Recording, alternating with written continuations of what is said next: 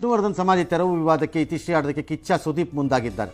ಸ್ಮಾರಕ ನಿರ್ಮಾಣಕ್ಕೆ ಕೆಂಗೇರಿ ಬಳಿ ಅರ್ಧಾಗಿ ಇದ್ದಪ್ಪ ಗೆಳೆತನ ಅಂತಂದ್ರೆ ಅಥವಾ ವಿಶ್ವಾಸ ಅಂದ್ರೆ ಅಥವಾ ಪ್ರೀತಿ ಅಂದ್ರೆ ಅಥವಾ ಅಭಿಮಾನ ಅಂದ್ರೆ ಇದು ಮಾತು ಬರೀ ಬುರುಡ ಬಿಟ್ಕೊಂಡು ಓಡಾಡೋದಲ್ಲ ಸ್ಟೇಟ್ಮೆಂಟ್ಗಳಲ್ಲಿ.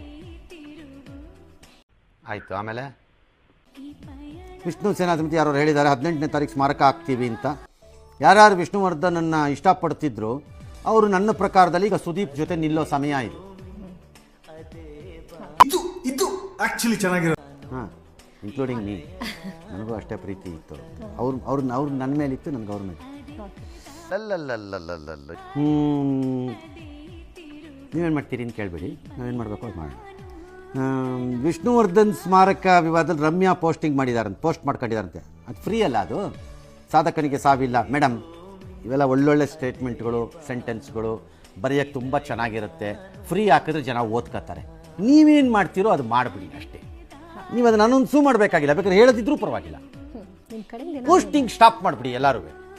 ಈ ಪೋಸ್ಟ್ ವ್ಯವಹಾರ ನಿಲ್ಲಿಸ್ಬಿಡಿ. ಏನಾಗುತ್ತೆ ಅದು ಮಾಡಿ. ಬರೀ ಬುರ್ರೆ ಬಿಡೋದು ಬೇಡ ಸುಮ್ಮನೆ ನಾವುಗಳು. ಆಗೋದ್ರ ಬಗ್ಗೆ ಮಾತಾಡಿ. I say including me because he was my friend. S.